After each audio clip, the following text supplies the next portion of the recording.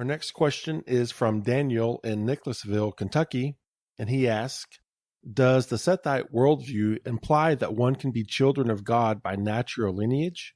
If so, is that the same error the Jews fell into when they boasted that they have Abraham as their father?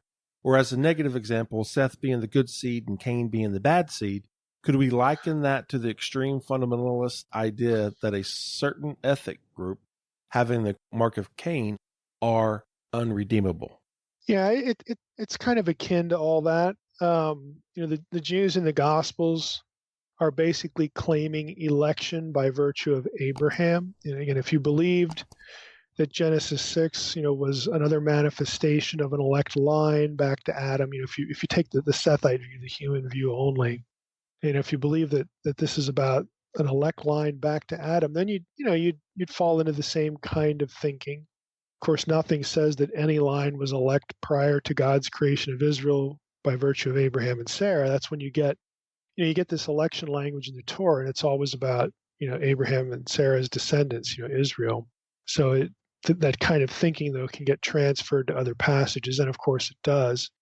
Those who would say that the Jews descended from Cain, to track on the negative example for a moment here, people who are going to say that kind of stuff, the Jews are descended from Cain and they're Satan's spawn, those kinds of people who are just, whacked, they're going to be saying things like the line of Cain is unredeemable because, they're linking it to this satanic idea, this sort of, satanic genesis of, in their case, specifically Jews. Now, I don't know any fundamentalism. This isn't to say that there isn't one, but I haven't run into one that would have said blacks were unredeemable. I have certainly run into a few people where the mark of Cain was interpreted as skin color. I mean, that you'll see, and of course you'll read a lot about that. But even people who thought that, you couldn't say that all of those people thought that, like the Negro race, or again, to use our modern terminology, African Americans, that they were unredeemable. Some did, but it really depended on whether those people thought, and this is actually 19th century kind of stuff, even earlier, let's just say 18th, 19th century kind of dialogue, wondering if the black race descended from Adam or from some other co-Adamic or pre-Adamic human.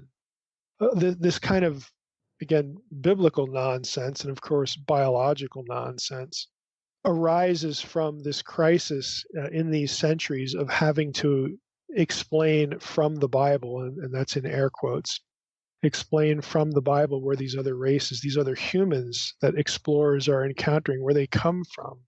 And the things like skin color get drawn into this conversation. Obviously, people could visually observe differences in skin color and other physiological differences, but all of that gets sort of drawn into the same odd and in some cases repugnant, conversation in these centuries. And there were certain who would have landed on this idea that, oh, this race bears the mark of Cain, and then they're unredeemable, or, oh, this race, is, bears the mark of Cain, but who cares? We're not going to evangelize them or whatever. We're not, either, well, they might be redeemable, but we're not going to waste our time. And they weren't all like that, though. Some, came up with really goofy explanations for race, but they still were viewed ultimately as descending from Adam, in some way. And so it didn't deter evangelistic efforts. So it really depended on whether your quote unquote biblical racial theory, unquote, whether it had, these alternate people groups linked to Adam in some way or not. If you thought they were not of the Adamic line, then by definition there would be groups that would say, oh, they're non-elect. They're just going to go to hell. They're unredeemable, or we shouldn't give her up. You had that kind of thinking. I want to read. This question prompts me. I have this in digital here, so it's real convenient. A little part of Adam's ancestors that this question just reminded me of. And I've referenced this book before on the podcast. If any of you are interested in the harm that bad thinking about the Bible can do. This is a must read. I mean, I in my library, I've collected most of the scholarly books on bad exegesis that led to racial theory, and this is one of the more important books. It's informative, but obviously, when you think about the content, it can be tragic too. This is from page 65 of Adam's Ancestors, and it's on the section of that particular chapter that's labeled or subheaded Human Origins and the Politics of Slavery. So here's a short excerpt. As early as 1680, the Church of England clergyman and missionary, first to Virginia and later Barbados, Morgan Godwin, wrote at length in support of the right of African slaves and Native Americans to be admitted to church membership in a tract for the Times addressed to the Archbishop of Canterbury. Rather sanguine about the practice of slavery itself, he vigorously argued their case in his lengthy 1680 plea entitled The Negroes and Indians Advocate, Suing for Their Admission into the Church. It's the end of the title.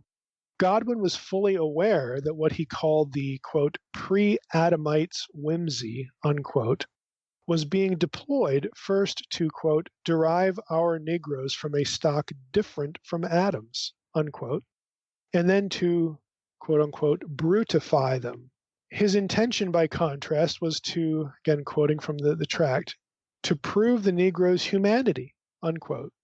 It was a strategy diametrically opposed to those Spaniards, and he seems to have had Sepulveda in mind, who had concluded that certain races were not human in order to justify their murdering the Americans, i.e. the Native Americans. For all that, he acknowledged that fantastic and false, these are all in quotes, empty and silly. And again, in other words, Godwin's not buying it. He acknowledged that fantastic, false, empty, and silly, all of that, though the foul heresy of pre-Adamism was, its original author himself, had never used it to dehumanize any racial group, but rather had acknowledged the full humanity of the pre-Adamites. Now that's the end of the selection. So here you have Godwin, the guy who wrote this, who acknowledged that, okay, there's this view out here of pre-Adamic races, and he was determined not to use it to dehumanize any group. Negroes and in his terms, Negroes and the Americans, which we mean the Native Americans, the latter reference there. So this is the kind of thinking. This is 17th century. You're going to get it 18th century. It's going to live into the 19th century, and really, frankly, for those of us who are old enough, 20th century. But the use of the Bible to classify certain races in a certain way as being less than Adam or peripheral to Adam. And one of the strategies for doing that was this mark of Cain idea. And that does go pretty well hand in hand with the Sethite theory. Now, of course, people who take the Sethite interpretation of Genesis 6, they're not doing it so that they can go here. They can go to these wacky racial theories. And even back then, they weren't necessarily doing it. But you could take the Sethite view. And once you took the Sethite view of Genesis 6, you would go backward, and then you would quite literally demonize the Cainite line, and you would insert the Sethite and Cainite dichotomy into Genesis 6. So again, this is part of the Sethite view thinking. And all of that became fodder. It was, and it became fodder for racial theory. You could get there from the Sethite view, but let's be clear. People who take the Sethite view over against the supernaturalist view of Genesis 6, they're not doing it to 99.9% of the time to justify racism. But in the old days, centuries ago, this is where a lot of that groundwork was laid. And so I think it's an interesting observation, that the questioner has here, Daniel. And yeah, it's akin to these other things, but we don't want to necessarily see a cause and effect link to some of this awful stuff that can really be laid at the feet of bad Bible interpretation.